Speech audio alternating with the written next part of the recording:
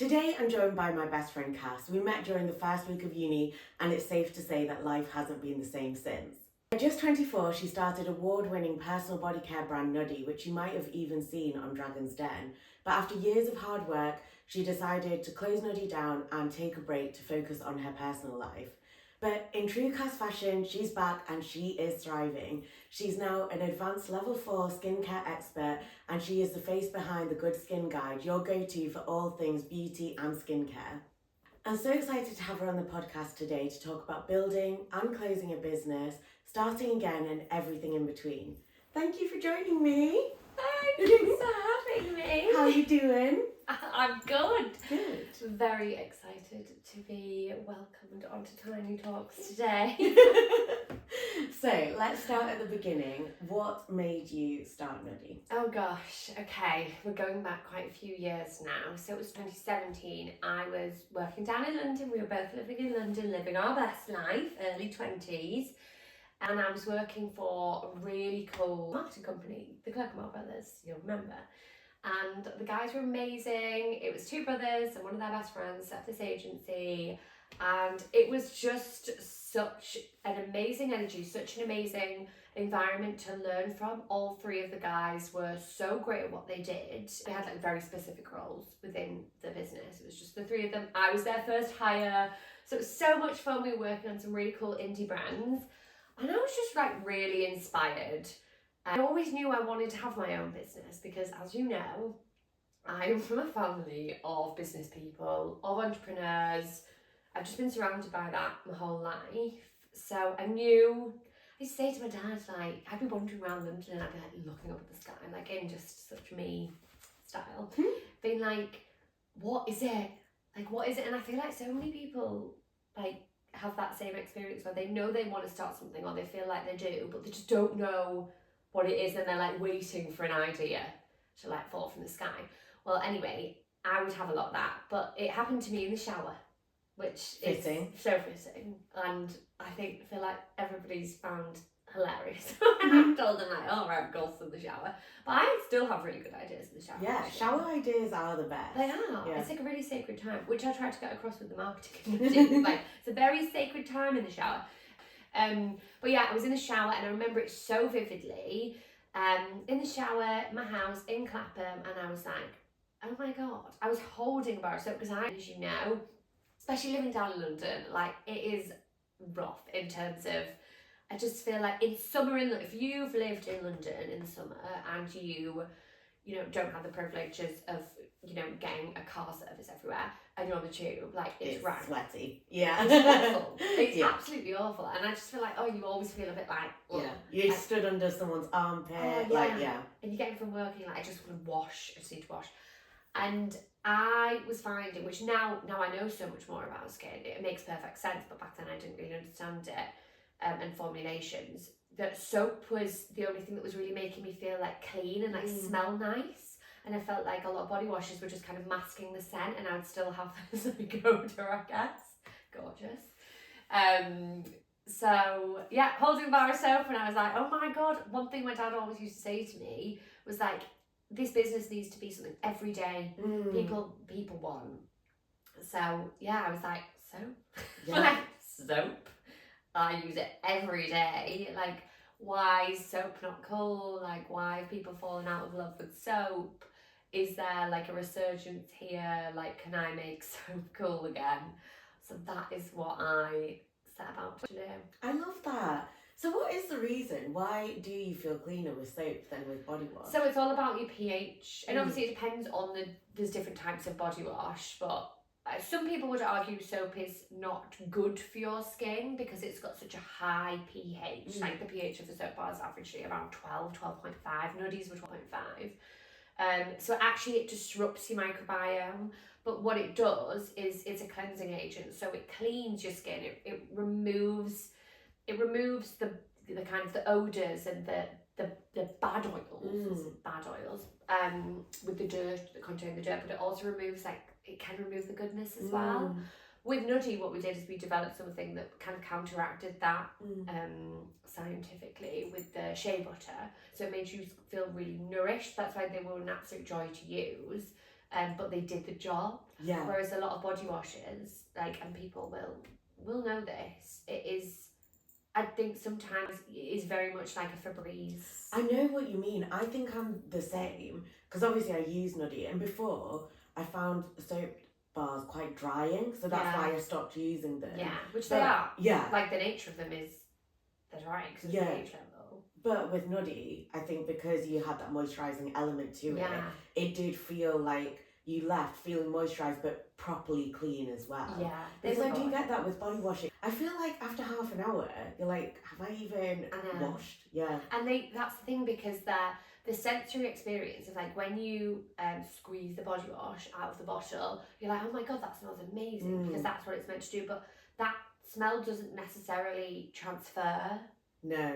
And a lot of the time with, like, these big brands, big household names, it's a lot of, like, really, like, synthetic fragrances, and they're not good for your skin. Like, there's so many different parts of these products that play kind of like a certain role, but I guess we'll get more into that later. So I know that you also expanded your product list. Yes. So what led you to doing that? Did you always know that you wanted to expand? So this is actually a funny story, because I've been talking about this a lot recently. I went on a weird tangent with Nuddy, because what I originally started off with, the idea that I originally had, and then where I was a year later, were like two really different places. But I think that's a really common thing in business, because you start with, well, if it's founder led, I think you tend to start with, like, it's your passion project and less strategic. I think if you're coming from a strategic background, you always think strategically. But when you come into it like the way I did, and a lot of founders do, it's more like, no, this is something that I really feel is going to work, rather than I've done all of the, like, testing and I know it's going to work. But then I went off in a direction, because I launched the shampoo bars, which initially that wasn't even on my radar. And then when I got into this world, I started having conversations with people in the manufacturing industries, and I learned that this was, like, a thing. Because obviously I'd heard of, like, Lush's shampoo bars, because who hadn't? But they weren't a thing. It was only Lush that was doing them back then. And they weren't doing, sorry Lush, I think you weren't doing them very well. I tried it and I was like, well, I don't until you use it. You tried some competitor analysis. Yeah, I mean, each to their own. I'm sure they've improved now. But I was like, I don't want to use this product. And I was always very specific about my hair. Like, look, I moved back up north and I was still getting a train down to London to go get my hair done at Liberty. They were really good though. So, yeah, went off onto shampoo bars, and I was like, I have to develop a shampoo bar, because I think it's so great in terms of the conscious side of things, and it's all about forming, like, is it going to work well? So we went into testing with my manufacturers, and some of them were so terrible. Oh god, I tried them on my hair when they would send me the samples, and I was like, this is the worst experience ever. And it was just me testing them. And then they sent me one, and I was like, oh my god, this is so good. And it felt like using liquid shampoo on my hair, and it just performed so well. It was so good. And then the more I was testing, because I was using it for about a year before it came out, and my hair was growing so long, which is funny, because I just said to you that I found an old Nuddy shampoo bar that I've been using for the past month. I feel like my hair's grown so much. I know, I miss those things, because they lathered so well, they smelled so nice. And obviously, because it's plastic free, it's conscious as well. Yeah, they had, like, a real cult following, which was great. But it's still, in terms of my journey or my, like, internal strategy or what I saw the business being, they weren't initially part of it. So it kind of sent me off on a bit of a tangent into, right, what do I think people will want next, as opposed to where did I see this brand being? Because then we went into, we did various bits of, like, skincare and face masks, which were lovely products, but, like, that was never what I wanted to do, like, ever. Yeah. I never wanted to be a face mask brand or brand that sold face masks. It just wasn't. So I just kind of lost my way in it all a little bit, I would say. Yeah. But we're finding our way back. We're finding our way back. What are some of the biggest lessons that you learned from launching a business at just 24? Oh wow.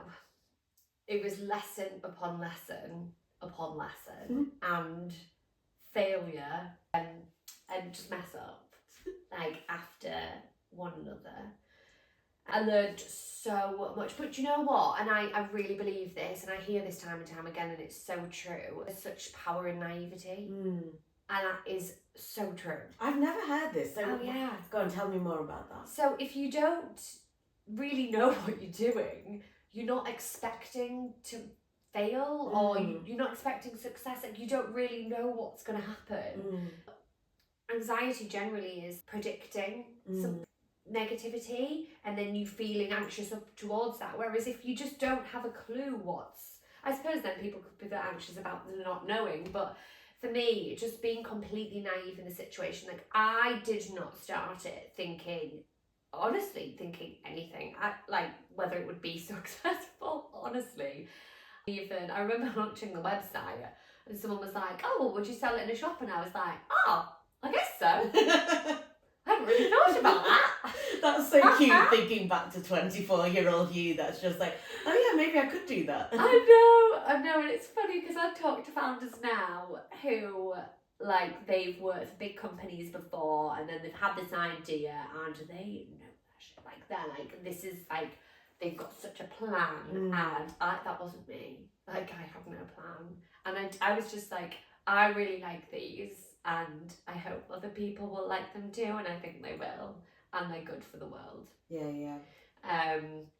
So let's just have some fun. Like, it was just nuddy, I feel like, was such an expression of us all though, because you helped me. You, the girls helped me. You thought of Less Better Than Your Ex. Oh yes, I loved that one. Yeah. That And was me.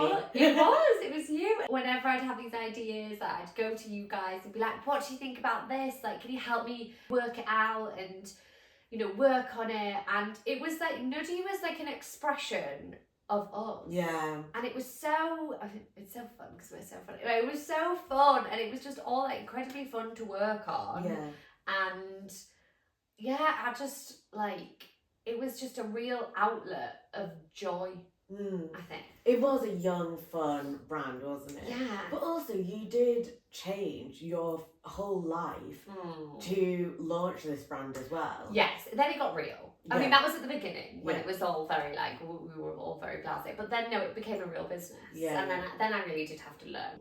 Yeah, so I remember through COVID, we were like gifting soap to people. I mean, I had a massive order cancel because of the news of COVID and I had a warehouse full of stock. And I was like, well, what can I do with all of this stock? So thought, why not gift it to people? It was when obviously there was no blue roll on the shelves and all of these articles were coming out and I was like, I've got loads of soap, like if people need soap I can help with that. So I just did it so people would pay postage. I remember I didn't realise at the time, obviously there's loads of rules with Royal Mail and I'd been sending orders through Royal Mail but not like this because we were just sending the soap bars in an envelope.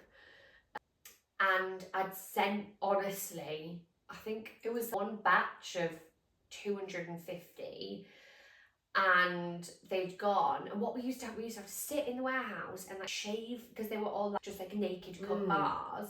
And they had like a little ridge on the end and we had to sit and like shave the ridge off so they would fit they would be just wide enough to fit into a small parcel. But anyway, a batch went out and the ridge hadn't been cut off.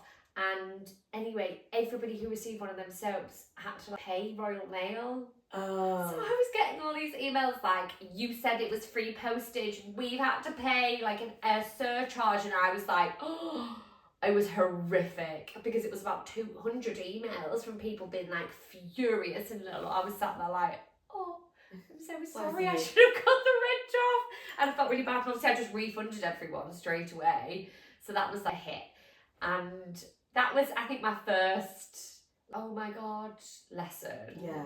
And it was just a little operational thing, but because I'd never done anything like operations and hadn't really thought it through. But yeah, so many lessons. I mean, from things like that in the earlier days to lessons later down the line, you know, like when I went on Dragon's Den and certain feedback there and also just that situation, which was good and bad. But it all made me much more resilient, I would say. Yeah. You have to be really thick-skinned to be a founder, especially a solo founder, because it's brutal. I can imagine just hearing all of that. It is difficult because I know you were just trying to do a nice thing there by giving out people free soap. And obviously you never meant for that to happen. And like you said, it's such a small issue that just completely spiraled. Yeah. And so I can't imagine just getting all that feedback. It doesn't feel good. No, and you take it really personally. Whenever I would get any negative, which honestly it really didn't happen that often, so I was really lucky because the product was really good. Our service generally was very good. And because I'd be like, you know, people that would be I'm like, just give them it. Like, you know, our community was so important. And it was, the nuddy was built in community. Like, it was absolutely built in community. But yeah, being a solo founder, you just take it all yourself. Like, all the heat. And then all of the good as well. So it's such a roller coaster. Yeah, I can imagine. Gosh. That's crazy. Yeah. But yeah, can we just talk about that? What you did, because I think that's amazing. Didn't you give out something like 12,000? It ended up being like over 30,000. Yeah, and we'd match them, so people would buy one and we'd match it and send it to the food bank. Yeah, and then like amazing. Beauty banks and everything like that. And then after that, actually, we worked out that it was a really good like way of getting soap into people's hands. So once that had ended, we then switched it to like sampling activity. Obviously then people would pay slightly more, but they would get the bar of soap. I think it was like $1.99 or something they had to pay, and they would get the like bar of soap just a sample. And we did that for years actually, and it worked really well. And then it just became a little bit too challenging, but by that time we built up such a, we probably had like over like 100,000 customers by then. So, and that was, I mean, through COVID and through actually being generous and giving all of that away, that's what was a real, I would say that's when we became a real business. Because before it was a business, but it wasn't really making any money. And it wasn't really, my parents had been really kind to help me on my journey in the beginning. And I'd obviously quit my job in London, like risked everything. And I had a good thing going down there, and all my friends were there, and they believed in me. So they were like, great, you know, we'll help you on your way. Because as everyone knows, you can't save any money living in London. Very true. So I couldn't do it from down there. And also I hadn't saved anything being down there. And then I think, yeah, after the first year, they were like, is this really worth it? Like, I know it seems fun. I mean, it was always such like a, everybody with Nuddy thought it was a much bigger brand than it was. So true. Everybody thought, but that's because I was from a background of PR. So even from the outset, I put together a mailer for like all of the top journalists, beauty journalists, like shopping editors, etc. And I sent them out, and like they all posted about it. Like, everyone loved it because it was so different. And like it's like a soap bar that has like less bitter than your ex on the front. Like it was so spicy, and there was nothing like that. No, it was all like the pears. What else is there? Imperial lager. Exactly. And it was so boring. It was such a boring category. So I think people saw it and they were like, yeah, this is quite cool actually. Maybe soap needed a bit of this. Yeah. So it just took off really well. And I think it was, I do still think this, and I'm not saying we were the only brand with a little bit of like fire about us, but there wasn't many, and now there's a lot. But we were like cutesy and very like Gen Z cutesy vibes, like millennial pink and all of that, and there wasn't like a ton of that in this category. Definitely not. So it was a bit different. Yeah, I do think you were the first in your category to do so. So you made the decision to step away from Nuddy. How did you know that was the time to do it? And how did you deal with it emotionally, this transition? It was really tough. I still find it tough. And myself and my gorgeous partner Harvey, we decided that we wanted to have a family and start trying for a baby.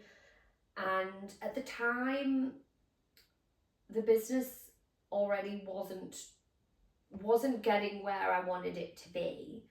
I went on Dragon's Den, and honestly, I I spoke about this week with somebody on LinkedIn in a private message, and I posted about it, and then I decided to delete it.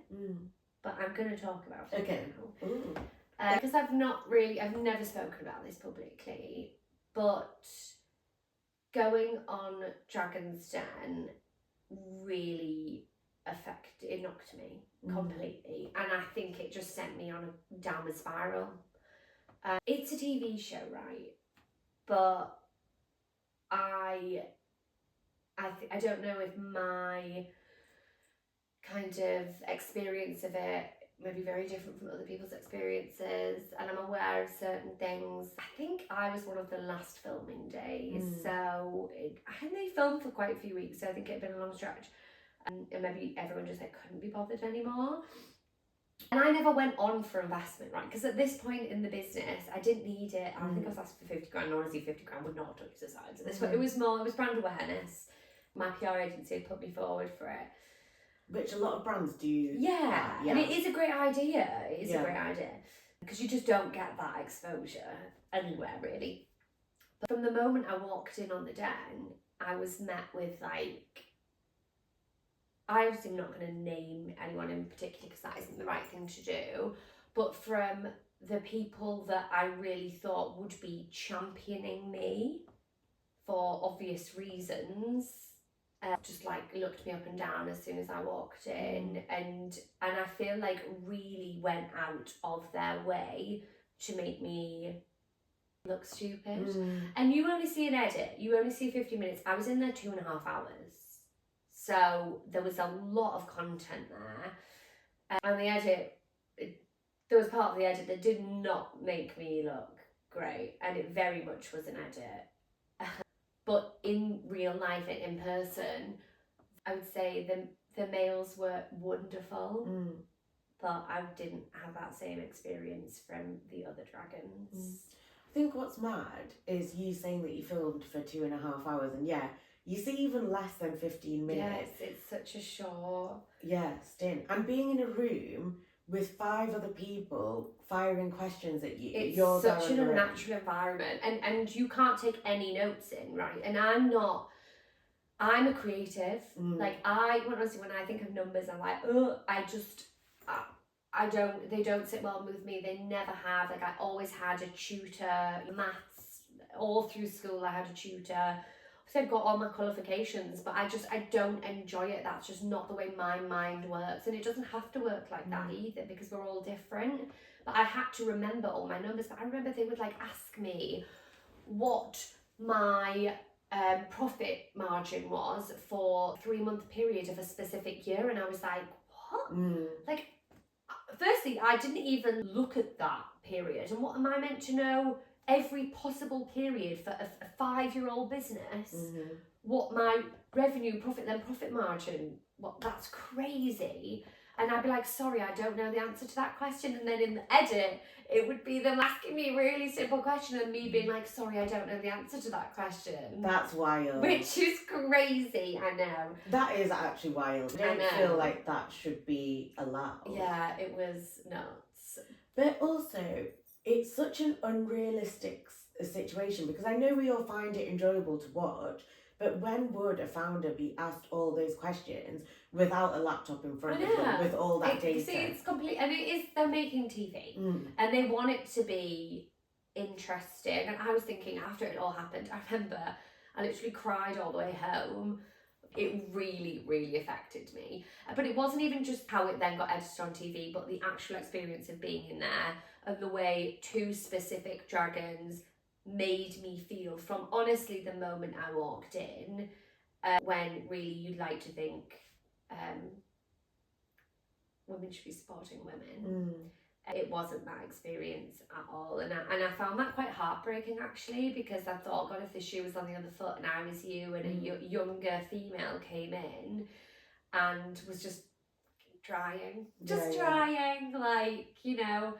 I'd at least, in the moments where it wasn't being filmed or something, just try and be a little bit reassuring and supportive. But I was just getting dirty looks, and it was awful. It was really. I remember getting back to my dressing room. My mum was in the dressing room, and I was like, Mum. Like, that was awful. That's tough. Yeah. And then do you feel like that knocked your confidence? It did. Yeah, it really did. And I don't think I realised it as much until, like, you know, hindsight is a beautiful thing. And now, years later, I look back and it really, really knocked me. I mean, I'd have, like, Stephen Bartlett had said, like, Nuddy was the best brand that he'd, like, one of the best brands, sorry, that he'd seen come on the den, which was such a lovely compliment. And it was a great brand. So I was like, you know, not to start thinking, but not a completely surprising comment, because we were all about brand, but it was great to hear that from him. He said that he thought I needed a co-founder, which I completely agree with now looking back. But at the time, it was very much like, I can't do this. That was the feedback I was getting, was that I wasn't enough to do it, and I was so far into it just myself. I was like, I can't get a co-founder now. So I was a bit like, I can't do it. And it's funny because I had, honestly, after going on, I think we had like 45,000 people around about on the website at the time. But I had changed the brand at this point, and I thought, I'd started another business doing my marketing consultancy, which I still do. And I thought, oh, do you know what? The brand's not doing well anyway. I've kind of given up on it. I've fallen out of love with it. I've lost an affinity with it as well, because it's come so far from what I wanted it to be. And I felt like I was growing up. I was getting ready to have a child, etc. And I didn't feel connected to the brand anymore. So I wanted to change it. And I thought, oh, this is a really good time to change it, because maybe people are coming onto the website for Dragon's Den. So I thought I'd do a sign up, and it just didn't work the way I wanted it to. And maybe if I'd have left Nuddy the way it was, which was a brand that everyone loved, and I just lost my confidence with it, and I thought it was more, I made it more of a me thing, I think, than there was never actually a problem with the brand, and it was doing absolutely fine. I was feeling pressure from myself to just make it more than it need to grow it. You need to grow it now, Cass. Like, it needs to be more, otherwise, like, what's the point? When actually I was making really good money at the time, and the brand was doing well. We had a really loyal customer base. I didn't need to grow it. But you feel like it should always be more. Like, you should get into the next level. Like, you need to get investment. You get to a certain point in your business, right, well, you have to get investment now. And that's where I was at, even on Dragon's Den, when I wasn't looking for investment there. I was still, like, having conversations with potential investors, because I thought that was the right next move. And when I wasn't getting anywhere with that, I took it all very personally as well. I get that. Yeah, I remember watching your episode, and I remember thinking, number one, you did amazing, because I was thinking, if I was in that situation, there is no way that I'd be able to do that without crying then and there. It's tough. Yeah, and also, I just wanted to give you a hug afterwards, because I know it's wish you'd tough. have been there to give me a hug. Me too. But yeah, it is tough, and I can imagine it's hard not to let not just comments from that situation, but lots of other situations that you're going through get to you and actually affect the way that you envision your business going, because you were on a good thing, but then it's hard not to let that anxiety affect you and then think you need to completely pivot it. 100%. And then I did. I lost my confidence completely. It completely knocked me. And I remember, you know, one of the dragons saying, I'm not even sure if this is a real business. And she kept saying that, and I was like, well, it is to me, and like, I'm doing fine out of it, and it's working well. But the fact that maybe it wasn't something that someone else with experience is looking at and thinking is a real business. But actually, that particular dragon then turned out that she invested in a very similar brand that hadn't aired yet. So I feel like there was maybe something in that perhaps she had a reason to be making me look slightly silly. I don't know. That's just me speculating. I know that they know, because they're all founders themselves. But I think sometimes maybe there needs to be a bit more compassion and consideration for the people who've changed their whole lives upside down to start this business, invested so much of their own money, their families and friends' money. I was 5 years into it as well, so it's not like, oh, here's an idea, like maybe it could float, maybe it couldn't. So to be 5 years into something and someone be like, I'm not even sure if this is a business, I was like, well, what does that even mean? Yeah. Because I'm living off this business, so it's making enough money for me to be comfortable. Yeah. So then obviously me and Harvey decided that we wanted to try for a baby, and at that point my mental health wasn't great. And I'd come a long way and then spiraled a lot since then, and then my priorities changed. I always knew I wanted to be a mother, and I always wanted to be a very present mother, and I also didn't know what motherhood was going to be like, and I just wanted to make that a real priority.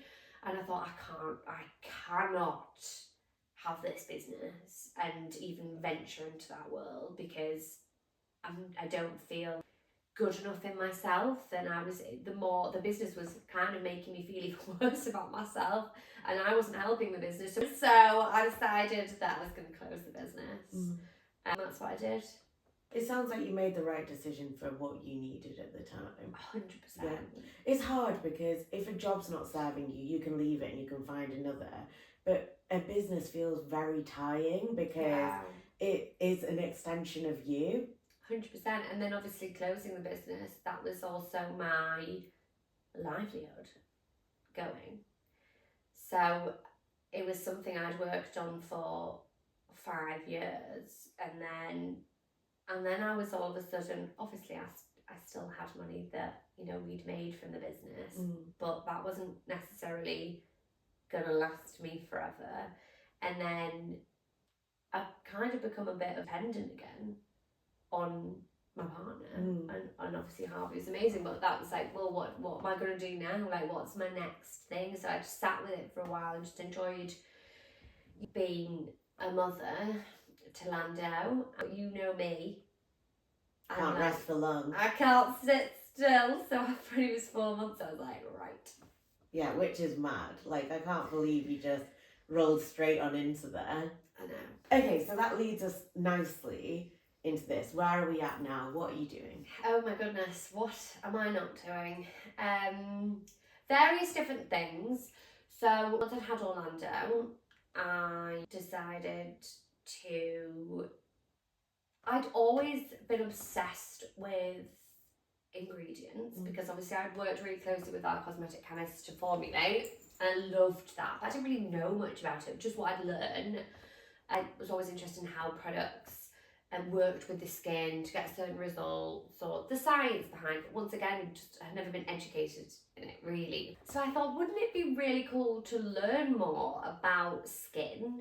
And I thought, well, I'm not going to put aside 9 years of my life to go and be a doctor and do dermatology because I'm a bit impatient and I just don't have that time. And then I'd just be adding more to my student loan. Yeah, big already. Big already. So I thought, I'm just going to go train in skin. I've trained up to my level 4 in advanced skin, and also done like all of my facial training, etc. And it was kind of just like, well, I'm not doing anything right now, really, apart from being a mum. To a 4-month-old. Which is busy. Yeah. That is a full-time job. It is a full-time job. The best job ever. But yeah, I thought, I feel like this is a really good use of my time. And I was always big on going for treatments and hydrofacials, etc. And I would go for hydrofacial every month. And I thought, oh, well, I'm just going to go and learn about this. Because even if I do a couple of these treatments, like just a couple of days a week, it's just quite a nice thing to give me a bit of joy and interaction with people again. And I had been on my own skin journey because I had cystic acne when I was, it was like 20, wasn't it? It was about 24 Oh, was it then? Yeah, it was when I moved back from London. And I got cystic acne from using harsh products, and I've been on a real journey with it, and I am a total people person, and I just love people. Like you, I love hearing people's stories, and I love getting to know people. And I thought, oh, that could like just work quite nicely for me at this point in my life. And then I set up Good Skin Co. just over a year ago, and set up my own little clinic, and it's just snowballed really, because originally it started off like, oh well, I'll just do it for like me, my friends, family, and even just doing that will be nice and quite fun. And now I've just got the most gorgeous group of clients who I absolutely adore, and I just do it a few days a week, and it's been amazing because it has given me real hands-on experience with skin.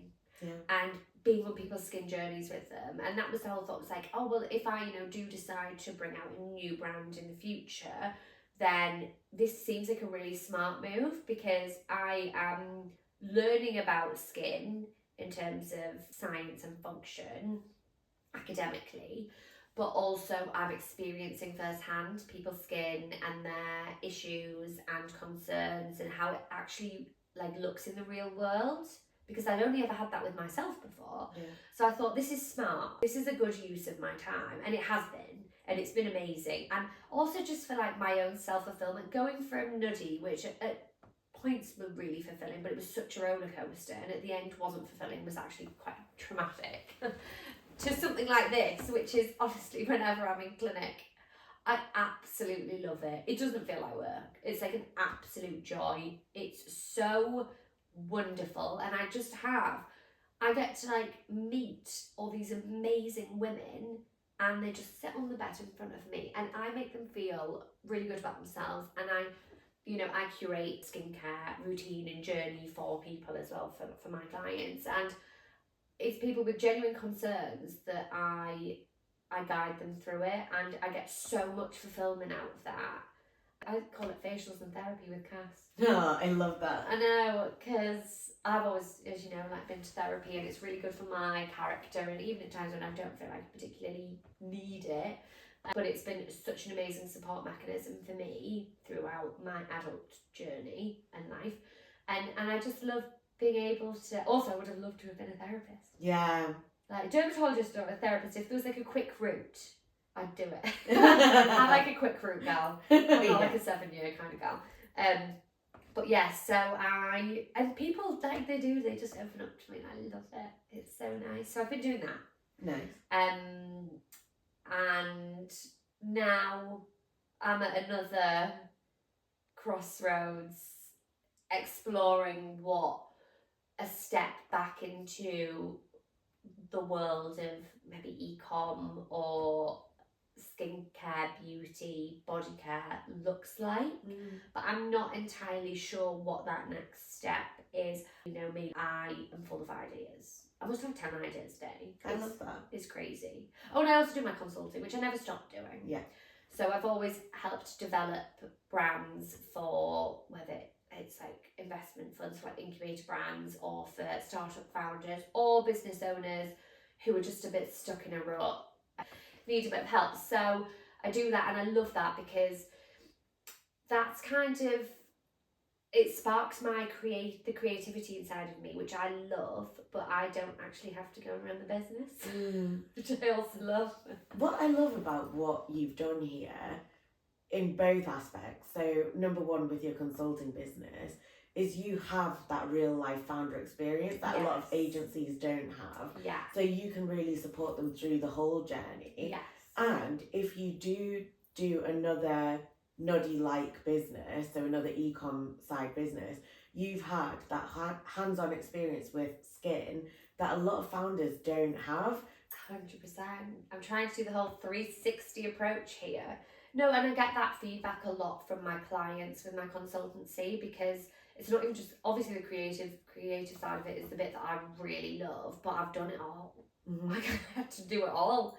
I had to learn from the ground up, and that was operationally at the end, because I was running a successful business, and I had to get to grips with everything operationally. So operationally, strategy is a massive part of what I do with my consultancy, whether that's creative strategy, marketing strategy, product pricing strategy, all of those things.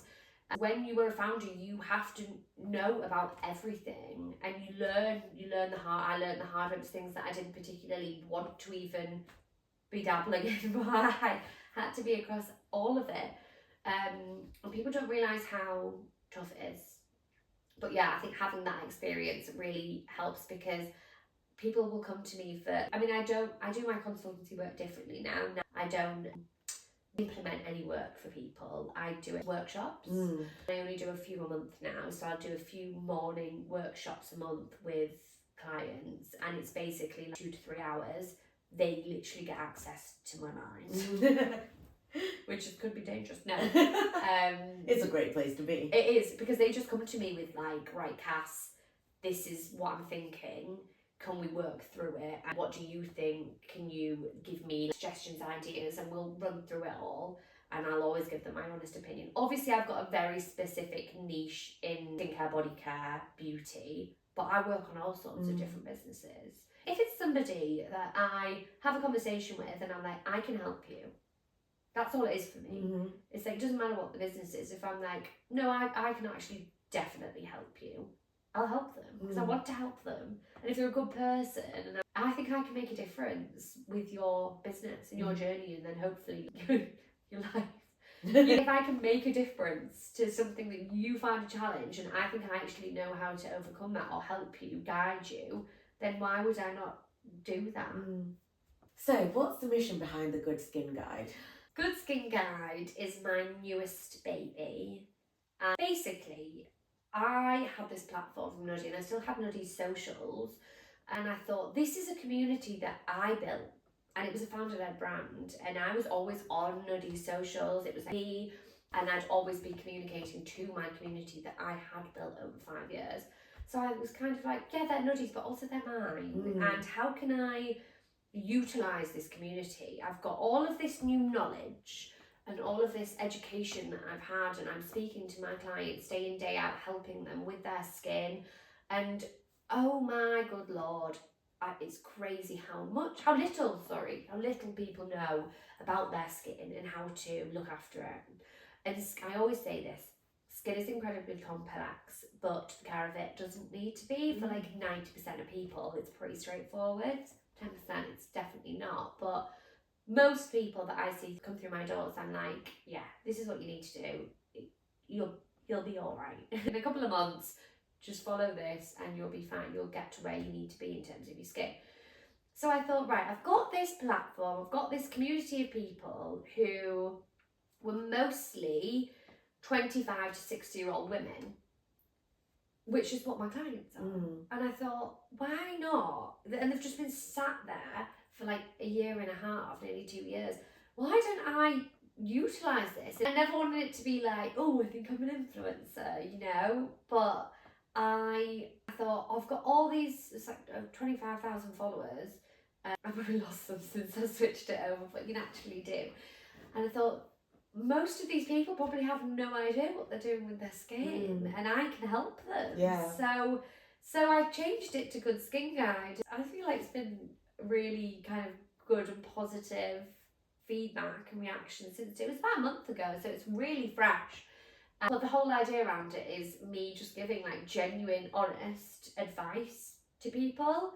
And I do get brands send me things now, which is, I'm like, oh, who am I? It's like shoes on the other foot, because I used to do this with accounts. I'd send them like Nuddy products to try, which is lovely, but that's not the point of it. And I'd also never recommend something I didn't think was great. And there are other accounts that do this really well, but the more the better, really, because there's so many people that just don't understand what they're doing and what products work and what products don't. And there's so much, and I put a post on LinkedIn about this that has interesting feedback. Some people were a bit offended, but skincare, I really do believe it is the Wild West. Because there's so many different brands, so many ingredients, a lot of it is marketing. And a lot of the time, companies will say that they've been clinically proven, but it doesn't necessarily mean that the formulation's been clinically proven. A lot of the time, it's just a single ingredient within that formulation. No way. Yeah, that's really common. Really, really common. So the regulations around this are so lax. They're very, very relaxed, and it's a problem. Because companies can get away with a lot. And I remember actually this is one of the first things I learned when I launched Nuddy from one of the cosmetic chemists. He said, because I was like, I want to include argan oil and coconut oil in the shampoo bars, and he was like, yeah, that's great.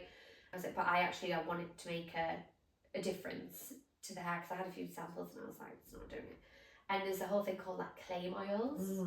So basically you'll see an ingredient on the front of the package that'll be like argan oil put across it, but really the percentage is so low that it would never do anything at all to your hair. It would never like help it. It's just, it doesn't have the ability to, because the percentage is so low, it's diluted. But they can put it as the hero ingredient on the package. That's crazy. And same with all like skincare, hair care. That is wild. But I think as well, this is great because this is another place for you to get feedback, understand people's skincare issues. And I feel like you are really unlocking a world that a lot of people don't know about but use on the daily. Yeah, I mean, I didn't know what I now know. Like a year and a half ago, I didn't know all these things that I know about skin, and I'm like, for me, when I was learning about it, I was like, oh my God, that makes so much sense. And I just thought, more people need to know this, because you need to understand your own skin, because you're the person that looks after it. And yes, you know, I've got clients come in for their microneedling and hydrofacials, because I only specialise in those two treatments, microneedling and hydrofacials. And that's great, and these treatments, I've chosen them because they work. Like, they work, and that's why I do them, and also I loved getting them, so I was like, we'll be doing them.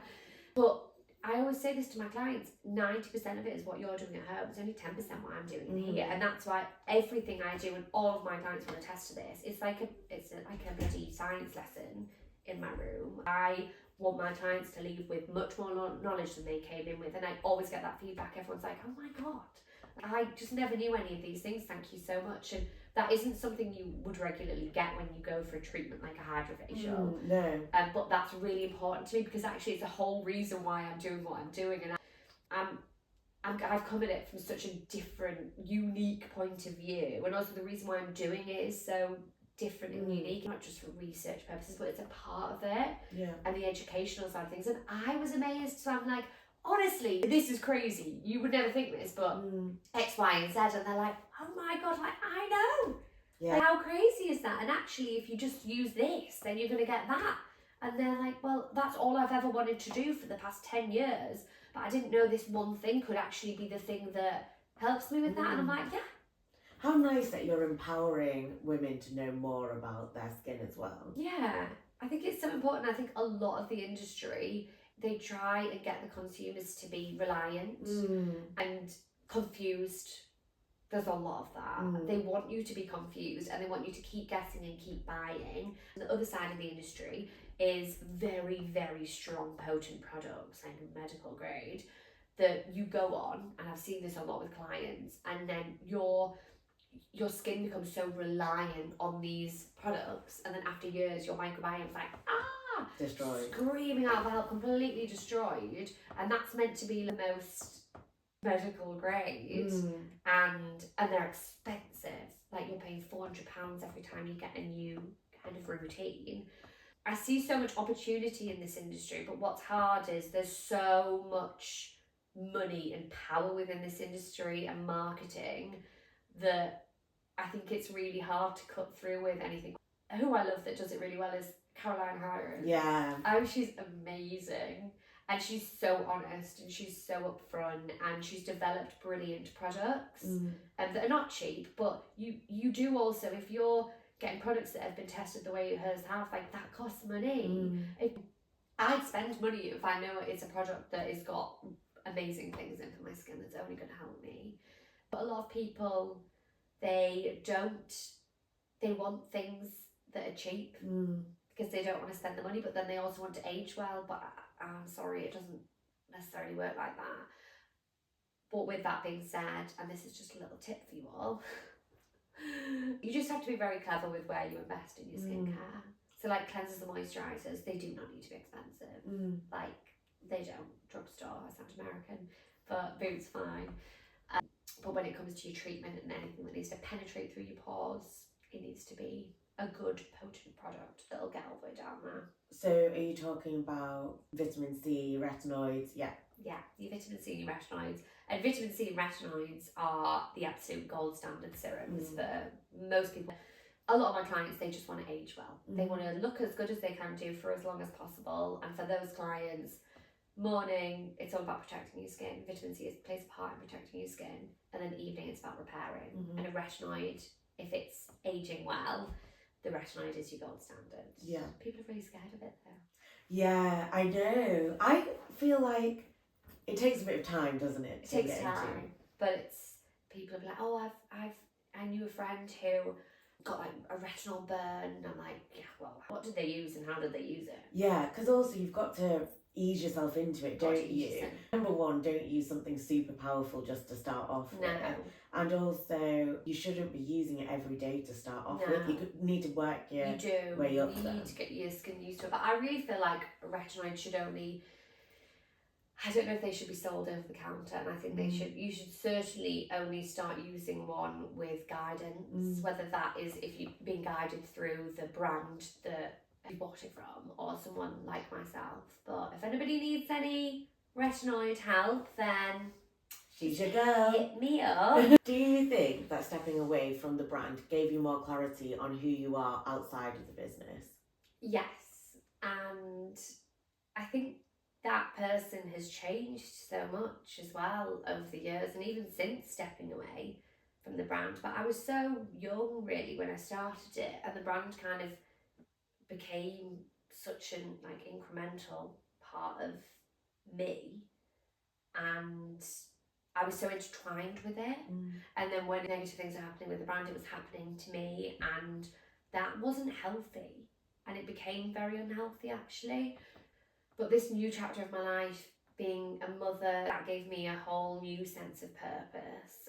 And now I am seeing things from a really different point of view, which is nice. And not knowing what my next move would be. I mean, I'm very much still in my family is, obviously my family will always be my priority, but right now career-wise, everything I'm choosing career-wise is with my family very much at the forefront. So I'm still only working 3 days a week, and hopefully we'll have another child at some point, and that's the priority as opposed to going full throttle into a business. Whereas before, obviously I was younger and I wasn't considering family life as much, but especially towards the end, I didn't feel like the healthiest version of me mentally, whereas now I feel very strong and I feel very focused. Although I don't know what my direction will be when I decide to go full throttle. Watch out! Watch out, who knows? Although I don't know what that looks like yet. That would have really scared me before, but I actually am finding the power, because what I'm doing right now is all preparation. I'm preparing and learning and bettering myself and becoming a stronger person mentally. Had to build myself back up again, and I feel really good about myself and where I'm at, and I'm excited about what I could potentially do in the future. So it's been the best decision for me, and at the time it was tough, and I didn't know where it was going to lead me, and that was scary. But I guess you've just got to go with your gut, and I did. And I always say that, you really just listen to yourself. And I knew it was time for that journey to end. And yeah, who knows what the future holds. Lovely. Okay, we're going to do rapid fire question round. Woo! Are you ready? I'm ready. What's your go-to skincare product that you take to a desert island? Oh, that is so hard. As you can imagine, I've got a very, very specific set list of products which I love. Okay, it's my Kate Somerville cleanser. You love that I think thing. it's going to have to be. I put everyone onto it and everyone loves it. Really? I'll have to give it a go. It's so good. Is it? Favourite main character career in your moment so far? Oh, wow. Main character moment. I think when I did the Zoella takeover. Oh wow, yeah, that was a good one. That was really cool. Iconic. That was iconic. That was really cool, because Zoella's great. And I took over the Instagram for the day, and it was like, spend a day with me. I love that. And I was like, who is she? I was proud of myself. I'm proud of you too. Also, when I got the Great British Entrepreneur Award, that was cool. Yeah. Oh, you've done a few good things. Biggest skincare myth that you wish people would stop believing? Oh my gosh, there are so many. I think people being scared of retinoids, or that retinoids are going to destroy your skin, because there are so many myths. But with that one, it's actually the only ingredient that's been clinically proven to reverse signs of aging. It's the most researched ingredient, the most money behind it. Like, we know it works, but still I'll have, honestly, 80% of people are like, oh, I tried it, and then I got scared, and I'm like, no, just use it properly. Yeah. So researching how to use retinoids properly and getting them to be part of your skincare routine. Do it, don't be scared. Dream collab, brand or person?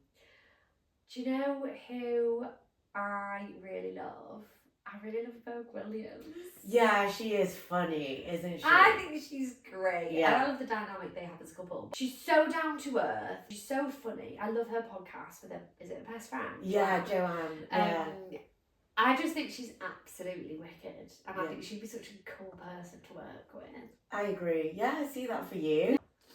Morning or evening skincare routine, which one do you love more? Evening. And what are you doing in it? Oh, so I double cleanse with my oil-based cleanser first, and then my Kate Somerville, and then I use my Alpharet, which is my Skin Better Science retinoid, which is the best retinoid. It's amazing. It's expensive, but it's worth every single penny. And then I do my barrier cream. So it's really basic. I keep things really, really simple, but my focus is on aging well. So my retinoid plays a big part of that. And I think sometimes when you overcomplicate things and put too much into it, the ingredients don't work as well. Best piece of advice you've ever received? Everything is temporary. That's a good one, yeah. And I love it. I love that, and I think it helps me a lot. And the good and the bad. So enjoy the good. And Harvey will say this because I celebrate everything. Like as you should. As I should, yeah. But whenever there's anything, I was like, is that really worth being? I'm like, yes. And then knowing that the bad is temporary, and we can't control these things, so just rolling with it. Love that. Yeah. I've been thinking a lot about how the only constant in life is change. So you've just got to go up and down. What's one thing that you wish more people knew about running a beauty business? It's really tough for independents, actually, and I always think this because there's so much money in the industry. There's so many big players, umbrella corporations with all of these brands, and they buy up brands. I've worked with a really cool indie brand called By Sarah that are gorgeous. I worked with them when I worked with Nuddy, and they've sent me stuff for Good Skin Guide, and they're amazing, and they're an indie beauty brand, and I just think, go on, guys, because that's really tough, So when you start off as an indie beauty brand and you're going against basically all this money and all this power, it takes some real guts, and you've got to be so mission-led and on an absolute rampage with it. And I was obviously the same with Nuddy, but I'm not saying that about myself, but it's very courageous. I did it because I was naive and stupid, but generally speaking, it support more indie beauty brands, and I really think it's important because there's some amazing ones out there that are not backed by a massive investment fund, but when it's an indie beauty brand, you know that it's somebody who is meticulously curating these products and they're for real purpose. So actually you can get some of the best products looking at indie beauty brands. Yeah, you'll need to give us a list. We'll drop it in the comments. But By Sarah, great. Yeah. Love, thank you. We're done. That was us. Thank you so much. Oh, I love you. Love you too. I hope that was alright. It was great. Well done.